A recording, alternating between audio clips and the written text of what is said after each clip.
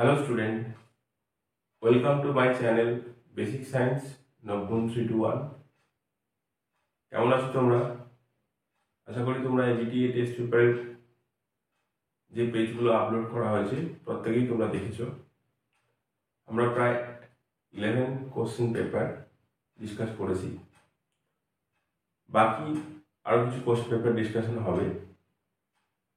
তো আজকে দেখো SC 200-এর MCQ সেকশন, 1 নম্বরের কোশ্চেন, 2 নম্বরের কোশ্চেন ও ইনঅর্গানিক পার্টের কোশ্চেনগুলো এই ভিডিওর মাধ্যমে আলোচনা করা হচ্ছে। দেখো আমরা ফার্স্ট MCQ সেকশনে চলে যাই। একটা বিষয় যেটা বলার, SC 271-এর একটা কোশ্চেন একটু ভুল বলা হয়ে গেছিল, ওটা এই ভিডিওর মাধ্যমে শেষে আমি করিয়ে দেব, তো সেটা তোমরা দেখতে থাকো। আর দেখো ইংলিশ ভার্সনের যে দুটো পেজ আপলোড হয়েছে, দেখো যে টার্মগুলো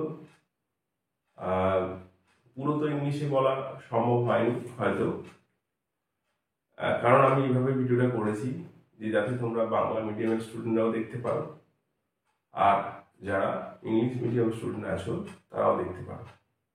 কথাগুলো হয়তো কিছু কিছু জায়গায় বাংলা কথা বলেছি, কিন্তু টার্মগুলো অবশ্যই সবই ইংলিশেই বলা আছে, তোমাদের বুঝতে কোনো অসুবিধা হওয়ার কথা না।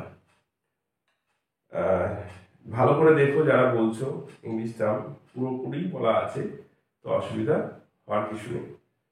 তো নেক্সট দেখো আমরা SC 200 পেজের MCQ সেকশনের কোশ্চেনগুলো আগে আলোচনা করি। SC 200 ABTA chemistry. এখানে 1 নম্বর কোশ্চেনের একের কথা বলছে যে একটি পৃষ্ঠকেন্দ্রিক ঘনাকার একক কোষের মোট অষ্টতলকীয় ফাঁকের সংখ্যা কত হবে। দেখো আমরা জানি FCC একক কোষে মোট কণার সংখ্যা হয় 4টি। তাহলে অষ্টতলকীয় ফাঁকের সংখ্যা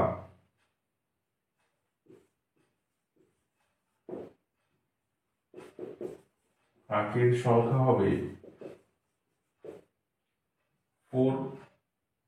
ওকে, মানে যতগুলো কণার সংখ্যা থাকবে কোনো একটা একক কোষে ততগুলোই অষ্টতলকীয় ফাঁকের সংখ্যা হবে। যদি বলতো এটা টেট্রাহেড্রাল ভয়েড বা চতুস্তলকীয় ফাঁকের সংখ্যা, তাহলে সেটা ডাবল হতো।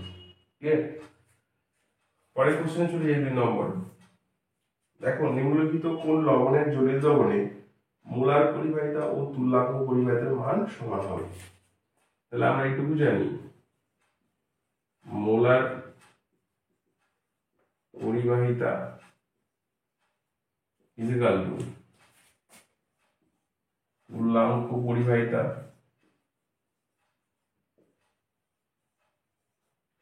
মাল্টিপ্লাই যোজ্যতা। এই কথা আমরা জানি। তাহলে যে লবণের যোজ্যতা, মানে ধরো যদি লবণ থাকে, লবণের যোজ্যতা সমান ক্যাটায়নের সংখ্যা গুণ ক্যাটায়নের আধান। তাহলে এখানে যে লবণগুলো বলেছে, দেখো কখন এই দুটোর মান সমান হবে, যদি যোজ্যতা 1 হয়ে যায়। ওকে, তাহলে এখানে যে লবণ বলেছে Na2SO4, এটা ডিসোসিয়েট করলে 2Na প্লাস SO4 2 মাইনাস। তাহলে আমরা বুঝতে পারছি এখানে কত হচ্ছে বল, ভ্যালেন্সির সমান কত হচ্ছে 2 into 1। এটা নিশ্চয়ই যোজ্যতা 1 হচ্ছে না। পরেরটা বলতে হবে KCl। এখানে কি হবে বলো, K plus plus Cl minus. তাহলে এখানে ভ্যালেন্সি কত হচ্ছে 1 into 1। হ্যাঁ, তাহলে যোজ্যতা এখানে 1 পেয়ে যাচ্ছি। তারপর এটা বলেছে দেখো ZnCl2, এটা ডিসোসিয়েট করলে কি আছে Zn2 প্লাস 2Cl মাইনাস, তাহলে ভ্যালেন্সি এখানে কত হচ্ছে বলো 2 × 1, ওকে, বা 1 × 2 লিখতে পারো। আর এটা বলেছে Al2SO4 হোল 3, তাহলে এখানে Al3 plus plus SO4 3SO4 2 minus, এখানে ভ্যালেন্সি কত হচ্ছে 2 × 3, তাহলে আমরা KCl এর ক্ষেত্রে দেখতে পাচ্ছি ভ্যালেন্সি কত হচ্ছে বলো 1, তাহলে এখানে আমরা কত লিখবো, অ্যান্সার কত হবে বলো, অপশন বি হবে KCl হবে। দেখো থার্ডটা বলেছে যে নিচের কোনটি অ্যানায়নিক মিশেল তৈরি করে না, তাহলে বাকিগুলো দেখো সবই অ্যাসিটেট আয়ন তৈরি করছে, আর একটা মাত্র এখানে আছে যেটা অ্যামোনিয়াম আয়ন আছে, সেটা কিন্তু ক্যাটায়নিক মিশেল তৈরি করছে। তাহলে অ্যানায়নিক মিশেল তৈরি করে না এরকম কোনটা বলছে দেখো, অপশন বি হবে যে অ্যানায়নিক মিশেল তৈরি করছে না।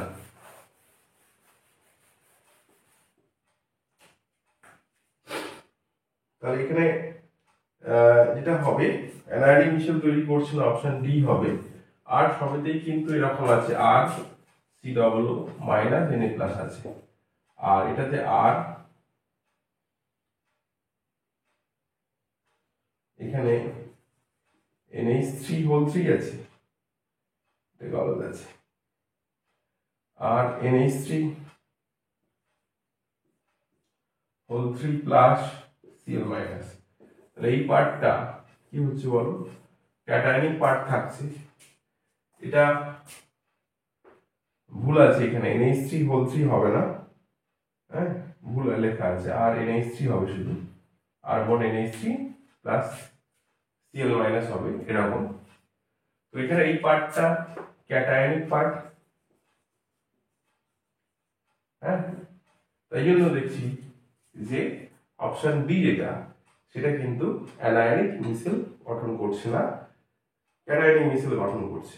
ওকে, পরেরটা বলছে দেখো 4 নম্বর, যে গ্রুপ 15 এর কোন মৌলটির ক্যাটায়নেশন সবচেয়ে বেশি, তাহলে কি হবে ফসফরাস, অপশন কি হয় বলো এ ফসফরাস।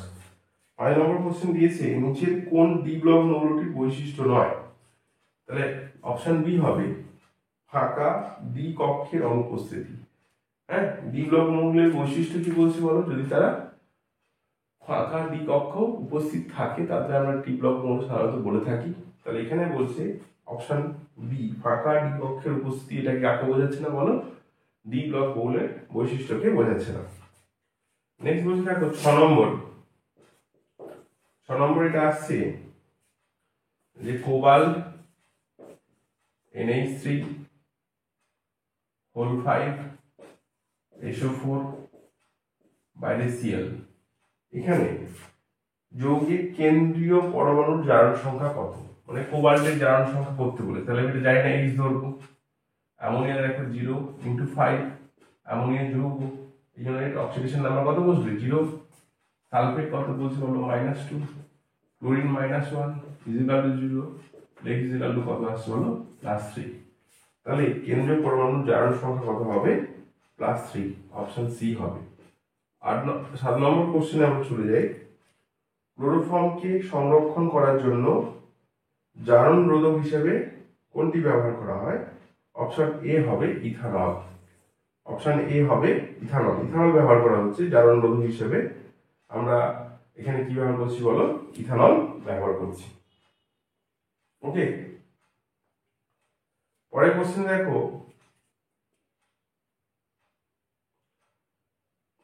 পরের কোশ্চেন দিয়েছে যে নিম্নলিখিত কোন অ্যালকোহলটি I2NO এর সঙ্গে বিক্রিয়ায় আয়োডোফর্ম উৎপন্ন করে না, নিচের কোন যৌগটি বা কোন অ্যালকোহলটি আয়োডোফর্ম উৎপন্ন করবে না, তাহলে অ্যালকোহল যেটা হবে তার আয়োডোফর্ম যদি উৎপন্ন করে তাতে অবশ্যই কি থাকবে CH3 COH H, এই গ্রুপটা অবশ্যই প্রেজেন্ট থাকতে হবে অ্যালকোহলে। তাহলে এখানে যে অ্যালকোহলগুলো বলা আছে দেখো আমরা ভেঙে লিখি, এটা CH3 CH এইচ, এটা ওইচ, তাহলে এটাতে হলো। পরেরটা দিয়েছে দেখো CH3 COH HCH3, এটাতে হলো। পরেরটা বলেছে দেখো বেনজিন রিং, এটা C, এটা OH, এটা CH3, এটা H, এটাতে আমরা পেলাম। ওকে, এটাতে আমরা পেলাম। লাস্ট যেটা বলেছে সেটা হচ্ছে CH3 CH2 COH H, এখানে ক্রাইটেরিয়াটা ম্যাচ করছে না, তাহলে আমরা বলবো অপশন ডি আটের, অপশন ডি হচ্ছে তোমার কি হবে বলো, প্রোপান 1 অল যৌগটি কি হবে না, তোমার আয়টোফর্ম বিক্রিয়া দেবে না। পরের কোশ্চেন দিয়েছি দেখো,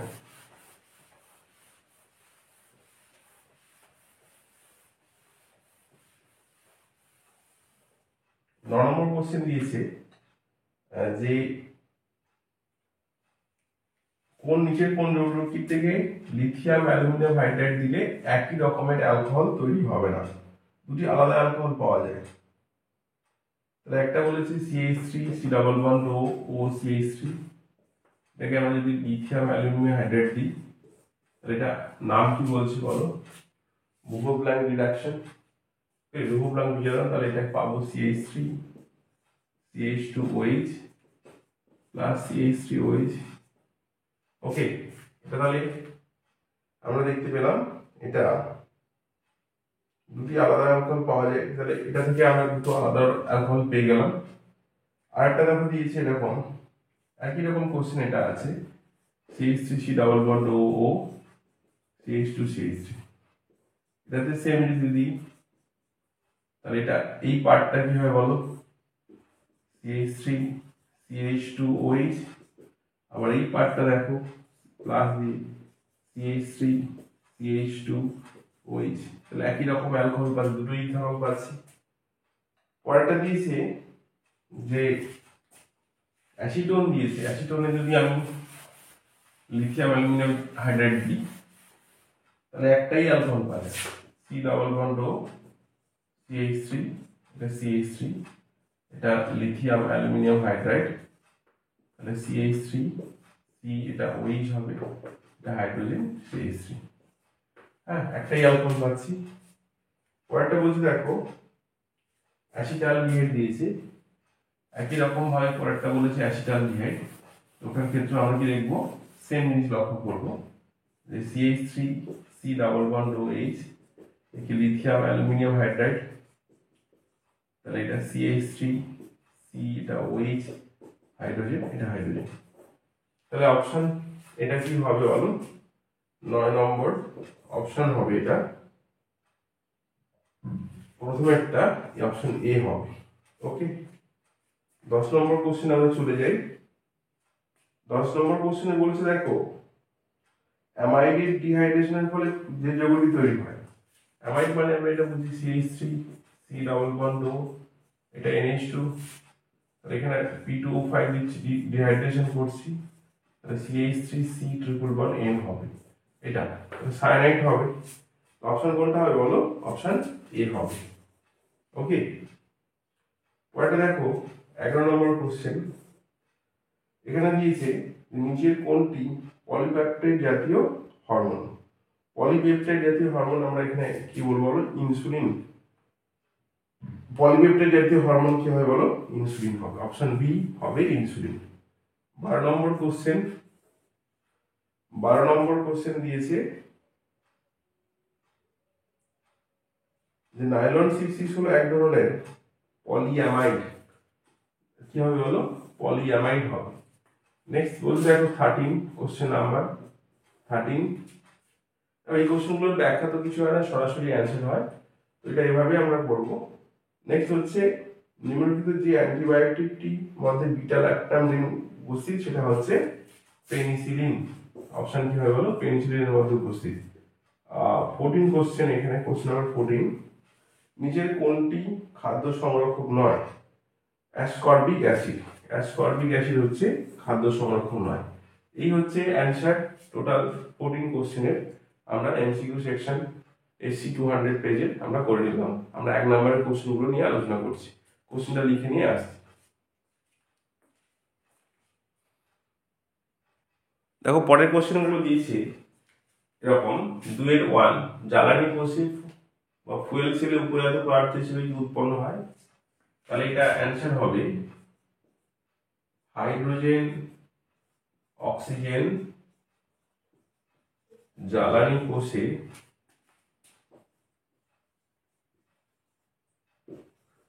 উপজাত পদার্থ হিসেবে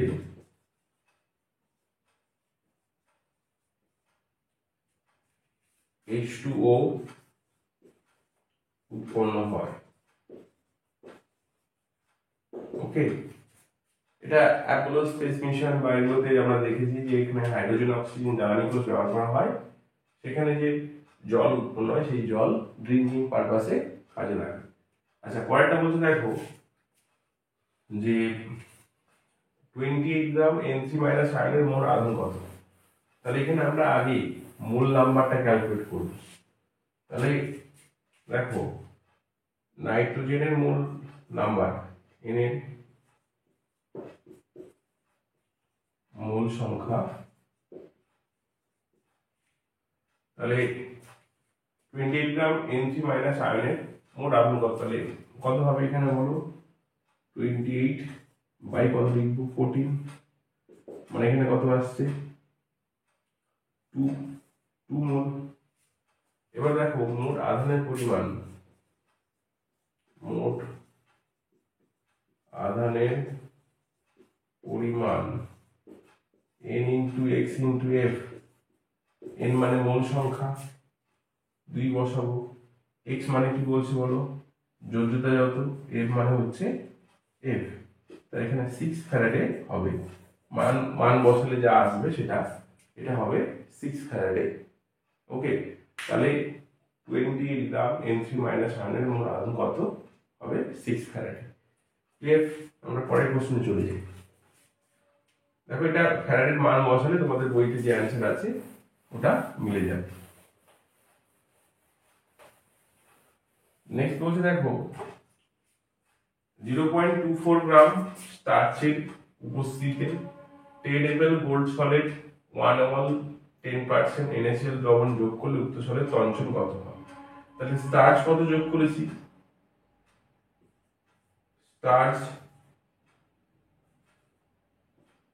স্টার্চ যোগ করা হয়েছে কত বলো 0.024 গ্রাম। এটাকে যদি আমরা মিলিগ্রামে প্রকাশ করি 0.024 ইন্টু 1000 মিলিগ্রাম, 24, আর সব ভ্যালুগুলো একই আছে দেখো 24 মিলিগ্রাম স্টার্চের উপস্থিতিতে টেডেবল গোল্ড সলিড 1 ml 10% NaCl দ্রবণে যোগ করলে উক্ত সলের তঞ্চন প্রতিহত করা হয়। তাহলে স্টার্চের সংখ্যা কত হবে এখানে 24। ক্লিয়ার? শুধু মিলিগ্রামে প্রকাশ করবো বললে যা হবে। পরের প্রশ্নে দিয়েছে দেখো এরকম যে কোবাল্ট 2+ ও কপার 2+ এর মধ্যে কোনটি অধিক পরাধর্মী, মানে কার প্যারাম্যাগনেটিক ক্যারেক্টার বেশি হবে। তাহলে আমরা দুটোরই ইলেকট্রনিক কনফিগারেশন করব। আগে লিখব কোবাল্ট কত বলো 27। ওকে, তাহলে আর্গন 18 3d7 4s2, তাহলে কোবাল্ট এখানে 2+ বলেছে, তাহলে এখানে আর্গন 18 3d7। আরেকটা দিচ্ছ কপার 29, তাহলে আমরা জানি আর্গন 18 3d10 4s1, তাহলে কপার 2+ বলেছে মানে আর্গন 18 3d9, 3d7 যদি হয় আমরা এটা ড্র করছি, এখানে কটা হয় বলো 5টা অরবিটাল হবে, তাহলে এখানে 7 মানে এটা হলো, তাহলে বিজোড় ইলেকট্রন সংখ্যা হবে এখানে বিজোড় ইলেকট্রনের সংখ্যা এখানে কত বলছি বলো 3। আবার দেখো D9 সিস্টেম যখন হচ্ছে তখন বিজোড় ইলেকট্রনের সংখ্যা কত 1 2 3 4 5 6 7 8 9। এখানে বিজোড় ইলেকট্রনের সংখ্যা, বিজোড় ইলেকট্রনের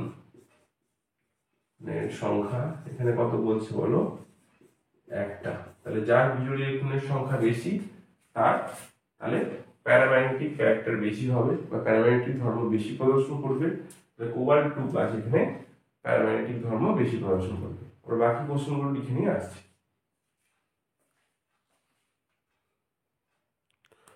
দেখো পরের কোশ্চেন দিকে দেখো, স্পর্শ পদ্ধতিতে SO2 কে SO3 তে পরিণত করার সময় কোন সন্ধিগত মৌলের অক্সাইড অনুঘটক রূপে কাজ করে? অ্যান্সার কি হবে বলো, ভ্যানাডিয়াম পেন্টাঅক্সাইড। তাহলে ভ্যানাডিয়ামের অক্সাইড কি হবে বলো, এখানে সন্ধিগত মৌল ভ্যানাডিয়াম এর অক্সাইড ভ্যানাডিয়াম পেন্টাঅক্সাইড অনুঘটক রূপে কাজ করে। নেক্সট বলতে দেখো, অ্যান্টিপাইরেটিক ড্রাগ বলতে কি বোঝো?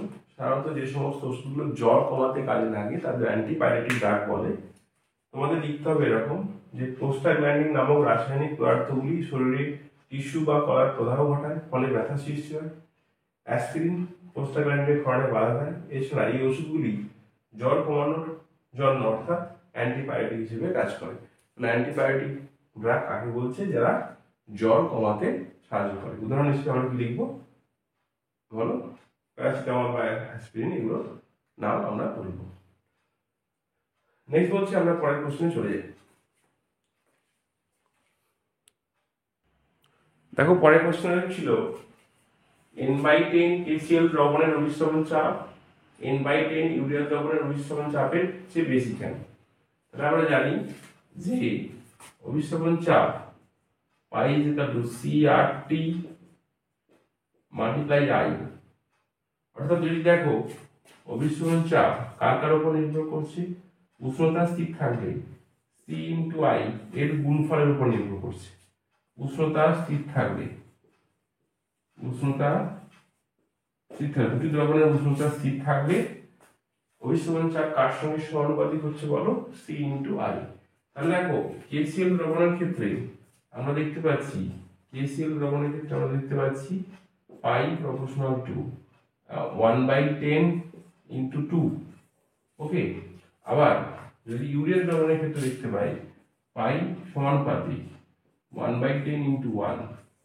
এখানে 1 কেন হচ্ছে? এটা নন ইলেকট্রোলাইট বা তড়িৎ অবিশ্লেষ্য ইউরিয়াটা, তাহলে এইটা ক্ষেত্রে ভ্যান্টক ফ্যাক্টরের মান 1 হবে। আর KCl যদি সম্পূর্ণ দ্রবণে বিয়োজিত হয়ে যায় তাহলে আমরা দেখব তার ক্ষেত্রে কত মান পাবো বলো, 2 পাবো বা 1 এর বেশি পাবো। ওকে, তাই জন্য দেখতে পাচ্ছি এখানে KCl দ্রবণের অভিস্রবণ চাপের মান ইউরিয়া দ্রবণের অভিস্রবণ চাপের মানের থেকে বেশি হবে। ক্লিয়ার? পরেরটা হচ্ছে দেখো, উদাহরণ সহ অ্যানিট্রপিক মিশ্রণের সংজ্ঞা দাও। তাহলে বলছে যেসব তরল মিশ্রণ স্থির উষ্ণতায় চাপে অপরিবর্তিত সংযুতিতে পাতিত হয়, অর্থাৎ তরল মিশ্রণ ও পাতনে উৎপন্ন বাষ্পের সংযুক্তি সম্পূর্ণ এক হয়, তাদের অ্যাজিওট্রপিক মিশ্রণ বলে। উদাহরণ হিসেবে আমরা লিখতে পারি যে বেনজিন ও মিথানলের তরল মিশ্রণ। ওকে, শুধু সংজ্ঞা। তাহলে আমরা যদি বোঝার জন্য দেখি যে এটা লিকুইড ফেজ আর এটা হচ্ছে ভেপার ফেজ। ওকে, এখানে যদি ধরো x1 বা এখানে আমরা লিখি এটা y1 করে লিখি, আর এটা x1, y1 যদি x1 হয় বা y2 যদি x2 হয়, তাহলে আমরা বলবো যে যে মিশ্রণ তরল মিশ্রণ থাকবে সেটাকে নির্দিষ্ট উষ্ণতায় ফুটতে থাকবে, আর সেই তরল মিশ্রণটাকে আমরা কি বলবো, অ্যাজিওট্রপিক মিশ্রণ। ওকে, ক্লিয়ার হলো? আমরা নেক্সট কোশ্চেনে চলে যাই। পরে কোশ্চেন ছিল দেখো, পৃষ্ঠতল সক্রিয় পদার্থ কাদের বলে? একটি উদাহরণ দাও। অ্যান্সারটা এরকম হবে, যেসব পদার্থের উপস্থিতিতে তরলের পৃষ্ঠটান উল্লেখযোগ্য মাত্রায় হ্রাস পায় ও দুটি অমিশ্রণীয় তরলের আন্তঃপৃষ্ঠটান হ্রাসপ্রাপ্ত হয় তাদের পৃষ্ঠতল সক্রিয় পদার্থ বলে। যেমন বলতে দেখো সাবান ডিটারজেন্ট হলো এই ধরনের পদার্থ। আরেকটা কথা বলছে ইমালশন কারক বলতে কি বোঝো, একটা উদাহরণ দাও। দুটি অমিশ্রণীয় তরলকে উত্তর উপর মেশালেই যে ইমালশন তৈরি হবে পাওয়া যাবে তা নয়। জল আর তেল মেশালাম, সেখানে ইমালশন আমরা পাবো এমনটা কিন্তু নয়। অধিকাংশ ক্ষেত্রে দেখা যায় যে এভাবে প্রস্তুত ইমালশন বেশ কিছু সময় রেখে দিলে উপাদান তরল দুটি পৃথক হয়ে যায়। আমরা বাড়িতে করে দেখতে পারি যে জল আর তেল মেশাবো, দেখবো দুটো কি হচ্ছে কিছু সময় পর কি সেপারেট লেয়ার তৈরি করবে। ওকে, এই জন্য ইমালশনের স্থায়িত্ব বৃদ্ধির জন্য ইমালশন প্রস্তুতির সময় তরল দুটি ছাড়াও তৃতীয় একটি পদার্থ মেশানো হয়, যেটাকে আমরা বলছি ইমালশনের স্থায়িত্ব বর্ধক। এই তৃতীয় পদার্থকে বলছি আমরা ইমালশন কারক। ওকে, যেমন আমরা বলছি সাবান ও ডিটারজেন্ট, জলে তেল দেবো আর কিছুটা সার্ফের গুঁড়ো দেবো বা লিকুইড সাবান দেবো, দিয়ে ঝাঁকাবো, দেখবো ওটা স্থায়ী হয়ে গেছে। জল আর তেল মিশিয়ে কিছু সময় রেখে দিলে দেখবো কি দুটো লেয়ার আলাদা হয়ে গেছে। তাহলে সাবান কি করছে বলো, জল আর তেলের ফ্রেন্ডশিপ করে দিচ্ছে। ওকে, যাই হোক পরের কোশ্চেন আমরা যাই। দেখো পরের কোশ্চেন ছিল NCl3 এর আদ্র বিশ্লেষণে অ্যামোনিয়া উৎপন্ন করে কিন্তু PCl3 আদ্র বিশ্লেষণে PH3 উৎপন্ন হয় না কেন? দেখো আমরা জানি N এর যদি আমরা ইলেকট্রন বিন্যাস করি 1s2 2s2 2p3, তাহলে এখানে ডি উপকক্ষ অনুপস্থিত। কিন্তু ক্লোরিনের ক্ষেত্রে দেখতে পাচ্ছি 1s2 2s2 2p6 3s2 3p5 3d আছে, প্রেজেন্স আছে।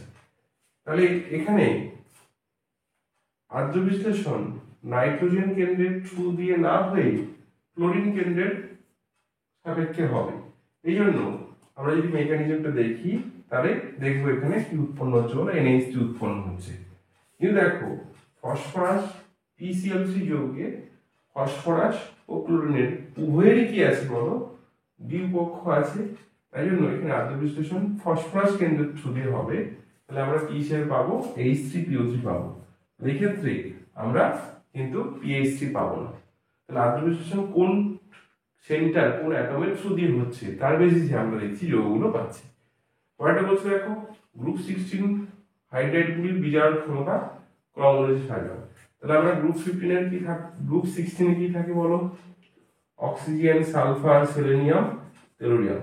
এদের হাইড্রাইডগুলো কি হবে, H2O, H2S, H2Ac, H2Te।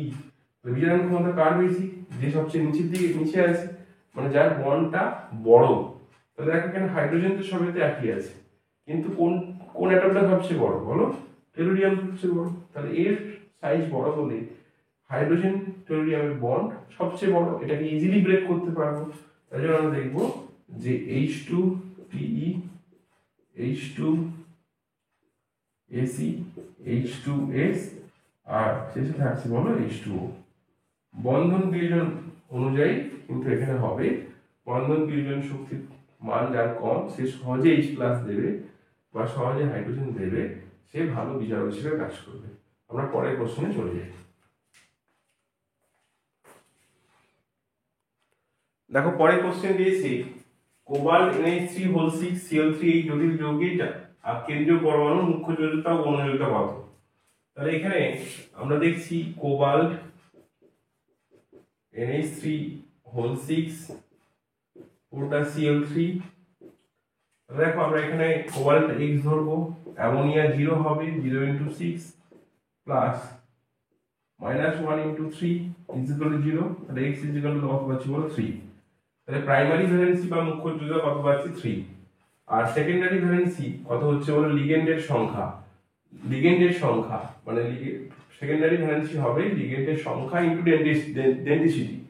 তাহলে ডেন্সিটি এখানে কত বলছে বলো, অ্যামোনিয়া একটা কোঅর্ডিনেট বন্ড তৈরি করতে পারে, কোঅর্ডিনেট কোভ্যালেন্ট বন্ড একটা তৈরি করতে পারে, এই জন্য ডেন্সিটি 1, মনোডেন্টেড লিগেন্ড।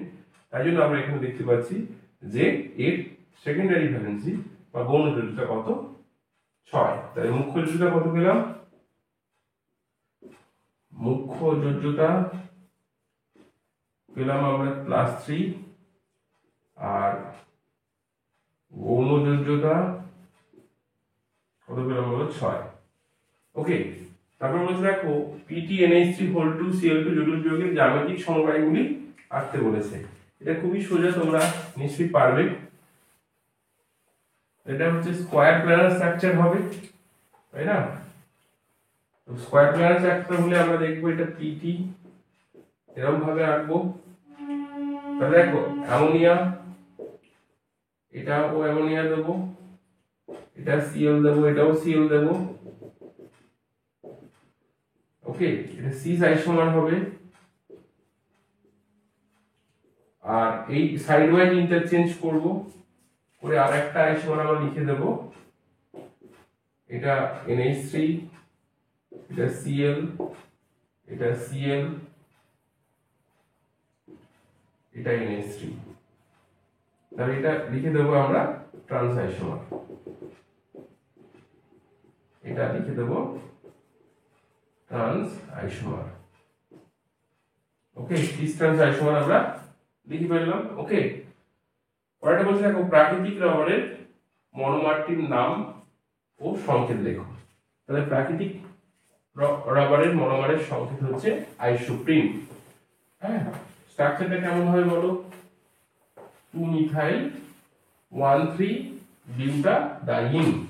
তাহলে আমরা এটা এভাবে আঁকবো, সি সি আঁকবো, এখানে একটা ডাবল বন্ড, এটাতে একটা ডাবল বন্ড থাকবে, আর এটা CH3 থাকবে। তাই 2-মিথাইল বিউট 1,3-ডাইন। এটা দুটো হাইড্রোজেন দেবো, হাইড্রোজেন হাইড্রোজেন, এটা। ওকে, তাহলে এটা কিরকম থাকে যখন পলিমার ফর্ম করে? এটা CH3, এটা হাইড্রোজেন, এটা CH2, এটা CH2, এটা পলিমেরিক চেন এরকম হয় বলেন। এটা হচ্ছে প্রাকৃতিক রবার বলছে এটা। আর এটা মনোমার হচ্ছে আইসোপ্রিন, সিস আইসোপ্রিন মলিকুল। ওকে, বা 1,3-বিউটাডাইন। একটি হোমোপলিমার, একটি কোপলিমার আগে আলোচনা করা হয়েছে। হোমোপলিমার কি হবে বলো? PVC হবে। ওকে, পলিভিনাইল ক্লোরাইড। আর এটা হচ্ছে দেখো স্টাইরিন বিউটাডাইন, বা এটা SBR কৃত্রিম রাবার। এর হচ্ছে এটা হবে কোপলিমারের একটা উদাহরণ। ঠিক আছে, একটা হচ্ছে PVC হোমোপলিমার উদাহরণ, আর একটা SBR হচ্ছে কোপলিমারের উদাহরণ। ওকে, আমরা পরের কোশ্চেনে চলে যাই। দেখো পরের যে কোশ্চেনগুলো দিয়েছে, যে প্রদত্ত খনিজ মৌলগুলির প্রকৃতি উল্লেখ করো, এদের অপসারণের জন্য কি বিকল্প ব্যবহার করবে?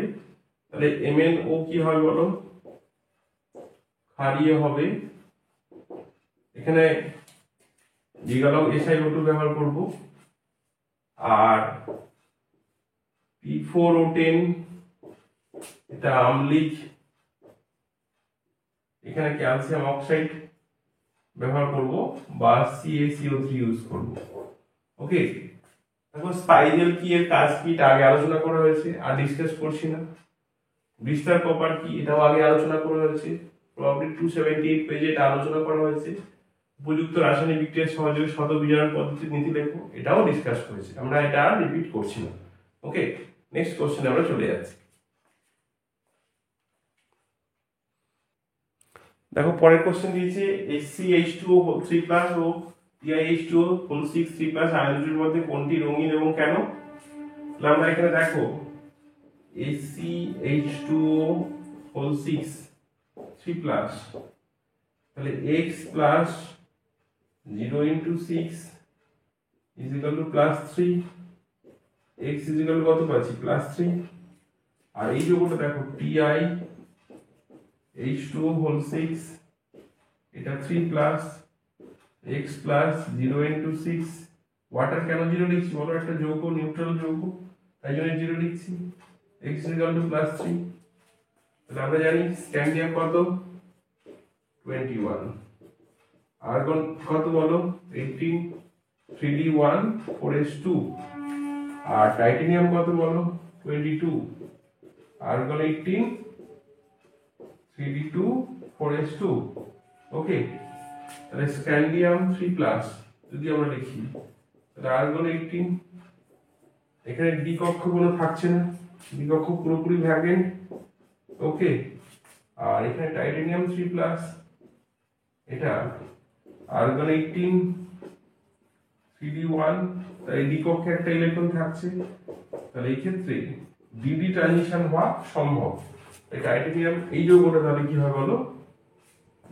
এই যৌগটা তোমার কি দেবে? কালার দেবে, এখানে কোনো ডি অকক্ষী ইলেকট্রন না থাকা এটা কোনো কালার দেবে না। ওরা পরের কোশ্চেনে চলে যায় যে কোবাল্ট N প্লাস চৌম্বক ভ্রামক 4.9 হলে N এর মান কত? ওকে, খুব ভালো কোশ্চেন, এটা কিন্তু আনকমন কোশ্চেন, কেয়ারফুলি দেখো। দেখো চৌম্বক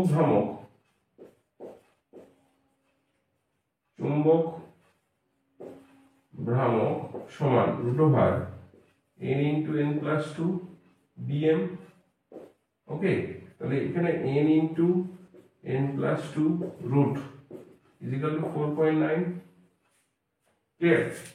যদি দেখো এখানে আমরা n এর ভ্যালুটা আমি বোথ সাইডে স্কয়ার করে দিই, n into n plus 2 is equal two 449/10 এর হোল স্কয়ার।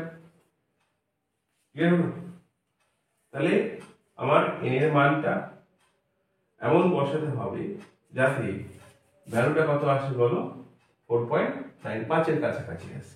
5 এর কাছাকাছি মানে কত হতে পারে বলো? n টা যদি এখানে আমরা কত লিখি, বা মানটা কত 24 এর কাছাকাছি যদি হয়, 24 এর রুট করলে কত 4.9 এর কাছাকাছি আসে। তাহলে দেখো n এর মানটা যদি 4 বসাই, তাহলে 4 প্লাস 2 6, তাহলে অ্যাপ্রক্স কত আসছে বলো? 4 আসছে, তাই না? অ্যাপ্রক্স কত বলছে বলো? 4। ক্যালকুলেশন করে দেখবে, এখানে ছিল রাখার জন্য আমরা করতাম মানে একটু বড় হয়ে যাবে।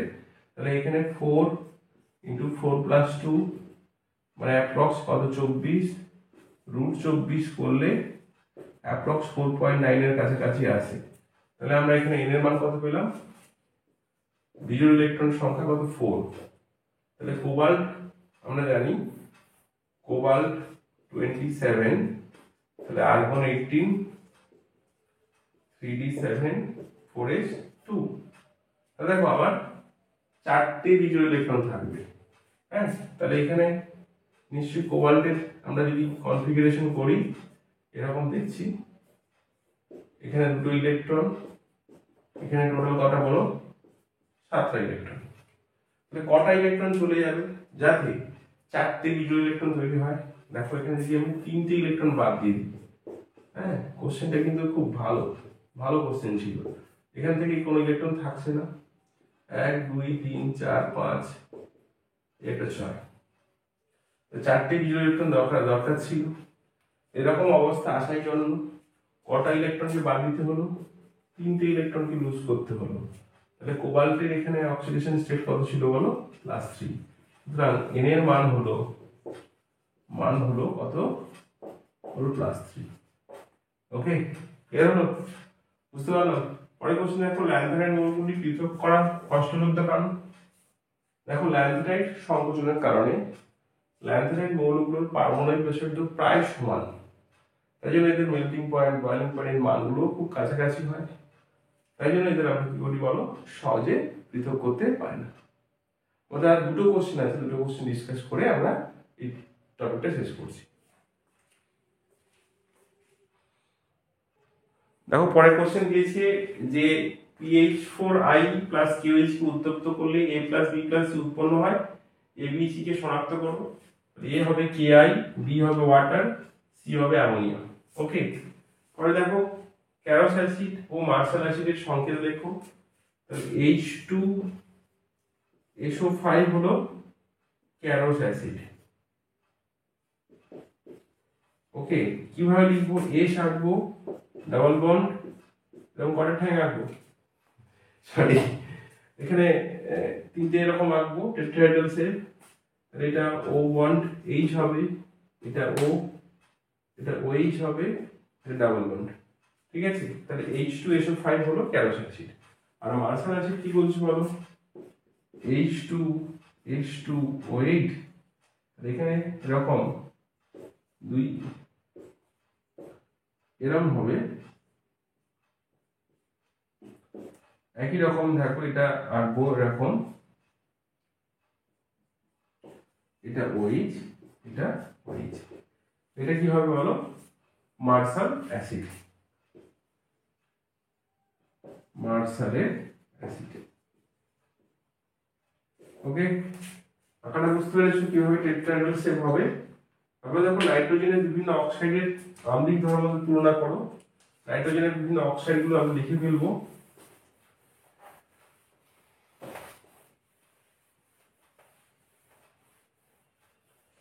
তাহলে এখানে নাইট্রোজেনের বিভিন্ন অক্সাইড গুলো কি হয় বলো? N2O, NO, NO2, N2O3 আর N2O5, এই ব্যাপার হয়। এইগুলো হচ্ছে টোটাল এতগুলো তোমার কি আসছে বলো? নাইট্রোজেনের oxide. N2O, NO, N2O3, N2O4 একটা আছে, NO2 লিখেছি একই ব্যাপার। আরেকটা বলছে দেখো N2O3, N2O5, N2O4 আর N2O4 আমরা লিখি এখানে N2O3 আর N2O4। এবং প্রত্যেকটা ক্ষেত্রে নাইট্রোজেন অ্যাটমের অক্সিডেশন স্টেট আমরা ক্যালকুলেট করব। তাহলে এখানে x 2x - 2 = 0, x = 1 আসছে, তাহলে +1 বসাবো। এখানে দেখো x + -2 = 0, x = 2, +2 বসাবো। এখানে দেখো 2x + -2 × 3 = 0, x = +3 আসছে, +3 বসাবো। এটা দেখো 2x + -2 × 4 = 0, x = 4 বসাবো। আর এটাতে দেখো 2x + -2 × 5 = 0, x = 5 বসাবো। তাহলে এখানে যে নাইট্রোজেনের অক্সাইডে যে নাইট্রোজেনের অক্সিডেশন নাম্বার বেশি হবে সেটা বেশি আম্লিক হবে। তাহলে দেখো এখানে সবচেয়ে বেশি আম্লিকতার ক্রম লিখি N2O5, N2O4, N2O3, NO আর N2O। তাহলে আম্লিকতা এখানে কি হচ্ছে বলো? বাড়ে। আম্লিকতা বাড়ছে। কোন দিক থেকে কোন দিকে বলো? লেফট সাইডের দিকে বাড়ছে। ক্লিয়ার? নেক্সট কথা বলতে দেখো বিসমাথের পেন্টাহ্যালাইডগুলি খুব দুস্থির কেন? আমরা জানি যে গ্রুপ 15 এর সবচেয়ে শেষ মৌল কে বলো? বিসমাথ। তাহলে বিসমাথের ক্ষেত্রে আমরা কি লিখতে পাবো? নিঃসঙ্গ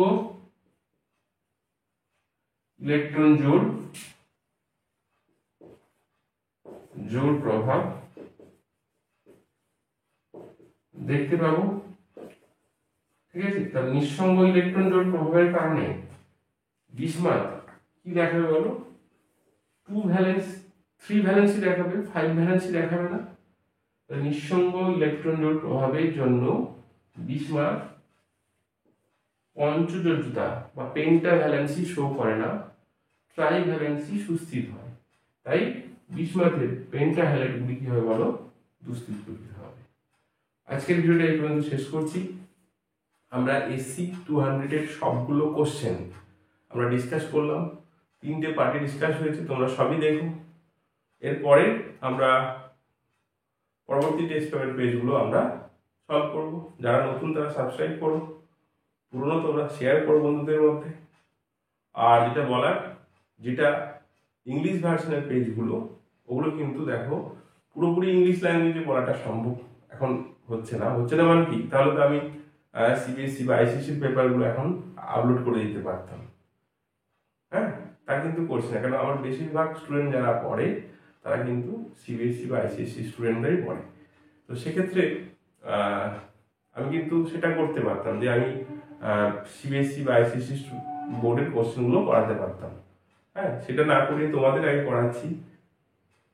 তোমাদের যেহেতু নিডটা অনেকটা বেশি তোমাদের ক্ষেত্রে, ওখানে অনেক চ্যানেল আছে, তো জন্যই বলছি যে তোমাদের ক্ষেত্রে আমি আগে প্রেফার দিয়েছি।